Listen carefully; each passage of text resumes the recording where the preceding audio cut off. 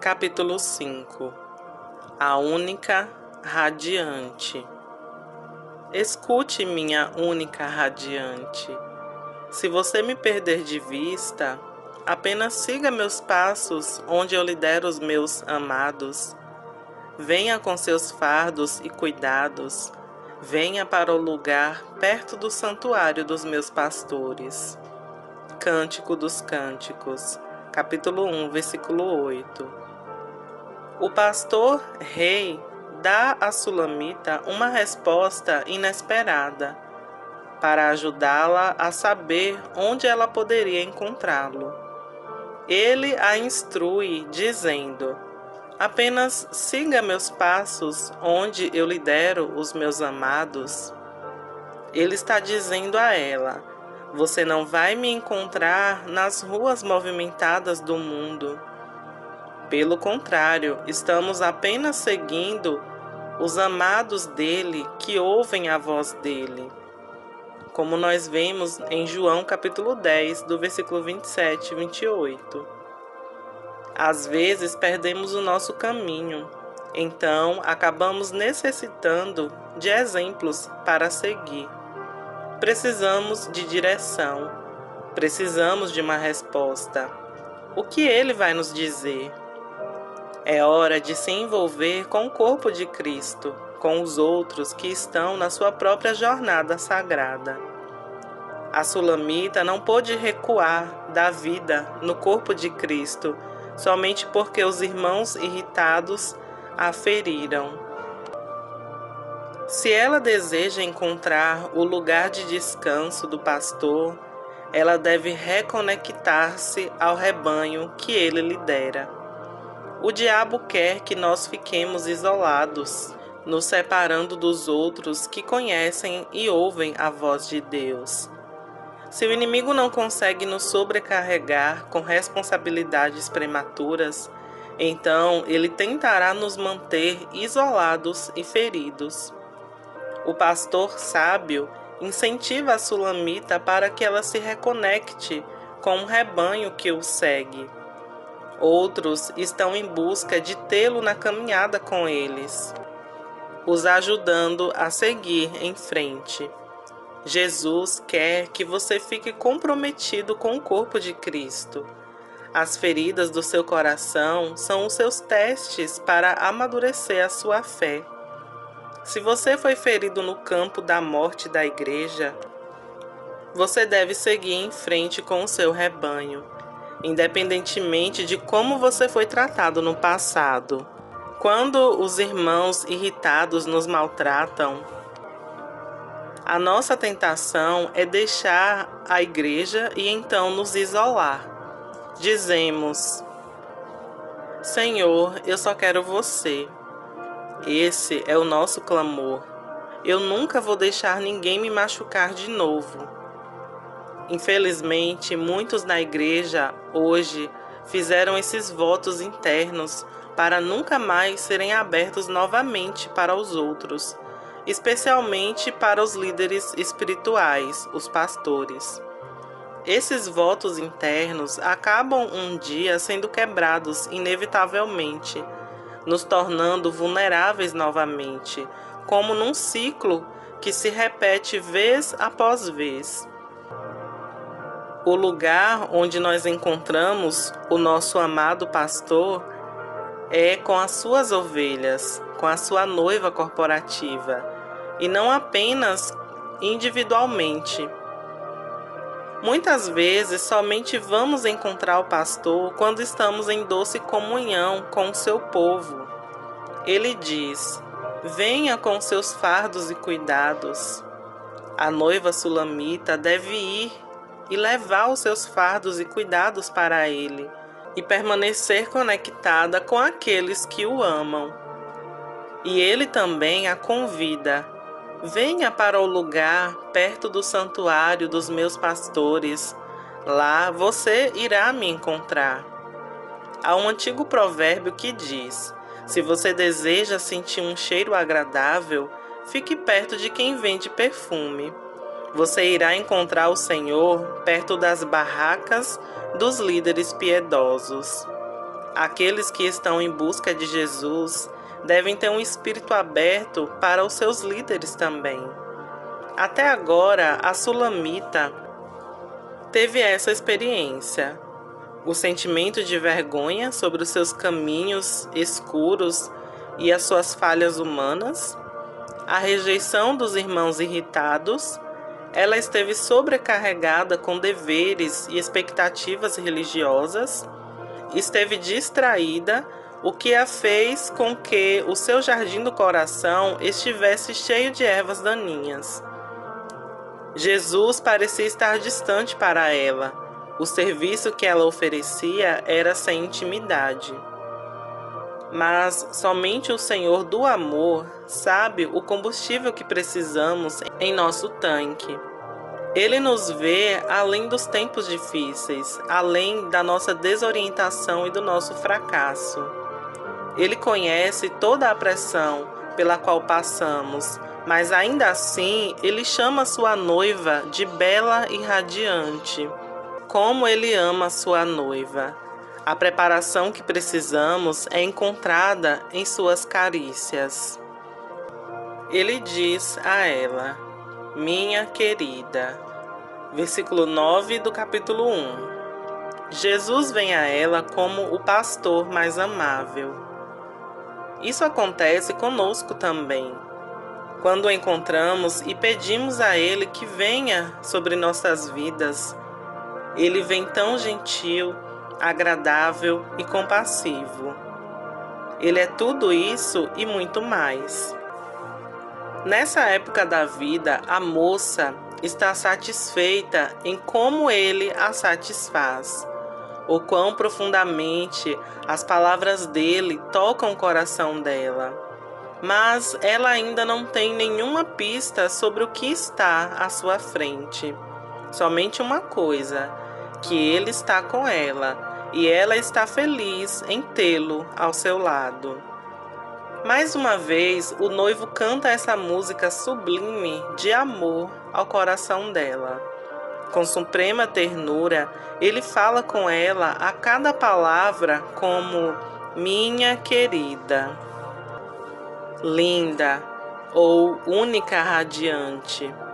Isso mostra o coração de Deus em relação a nós, mesmo quando somos imaturos. As pessoas fracas tocam o coração de Deus. A afeição dele em relação a nós está além da nossa compreensão, além do nosso desempenho, e está enraizada no que ele fez por nós, e não no que podemos fazer por ele. A palavra querida, que é usada nesse trecho do versículo, significa literalmente amado amigo ou querido. Você tem o belo privilégio de se tornar o amado amigo do Filho de Deus.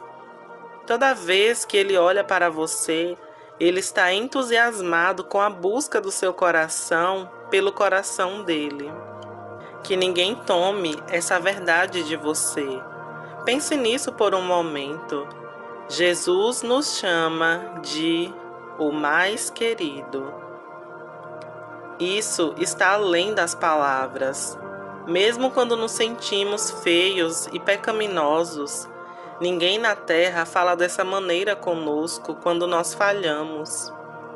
Esses beijos divinos são o que vai sustentá-lo no deserto, assim como eles têm nos sustentado em nossa peregrinação no deserto, a mim e a minha esposa. Lucas escreveu 2 livros no Novo Testamento, o Evangelho de Lucas e o livro de Atos. Eles foram escritos para um homem chamado Teófilo, que era amigo de Lucas. O significado do nome dele significa amado de Deus. Amado. É um pouco duvidoso saber que havia um homem chamado Teófilo que recebeu como uma carta os escritos do livro de Lucas e Atos. Saiba que eles foram escritos para você, o mais excelente amado de Deus. Isso significa que você deve começar a colocar o seu nome ao longo dos escritos da Bíblia e perceber que tudo foi escrito como uma carta de amor para você, a noiva de Cristo. Muitos de nós temos nos esforçado exaustivamente para ganhar o direito de permanecer no seu reino. Nós precisamos descansar em saber que somos a sua noiva querida, o seu favorito. Jesus está decidido a saltar sobre os montes do medo e saltar sobre as nossas paredes de insegurança, até que Ele tenha capturado totalmente os nossos corações com o seu amor. Quando o amor dele nos prender, nos capturar, não iremos mais nos esforçar para ganhar a aprovação de Deus com o nosso bom comportamento. Saber como Deus o vê é o verdadeiro bálsamo curativo do coração ferido. Todo o resto, todos os programas e terapias que possamos procurar é apenas um band-aid. Somente o amor de Deus cura. Ele lança fora o medo e traz confiança. O profundo afeto dele remove a solidão e a rejeição do nosso coração. O seu imenso amor vence as nossas inseguranças e nos torna inteiros outra vez. O pastor rei continua a dizer para a Sulamita: deixe-me dizer-lhe como eu vejo você. Você é tão emocionante para mim. Olhar para você é como olhar para um dos melhores cavalos do faraó, um corcel forte e real puxando a sua carruagem. Cântico dos Cânticos, capítulo 1, versículo 9. O noivo compara a sua noiva a um cavalo. Isso é um elogio? Você gostaria de ser chamado de um cavalo? O que ele quer dizer com isso? Poderia ser que seu forte desejo de segui-lo é como a força do melhor cavalo que puxa a carruagem de um rei. Vamos entender melhor o significado disso. Na poesia antiga, o cavalo sempre foi usado como um emblema da beleza e da força interior. A sua paixão forte para conhecê-lo mais é como a força de um cavalo de corrida puxando a carruagem de Faraó. Os historiadores nos dizem que sobre a carruagem de Faraó havia escritos que foram gravados com ouro puro, de modo que quando o sol brilhava sobre ela, o seu brilho cegava os exércitos do inimigo.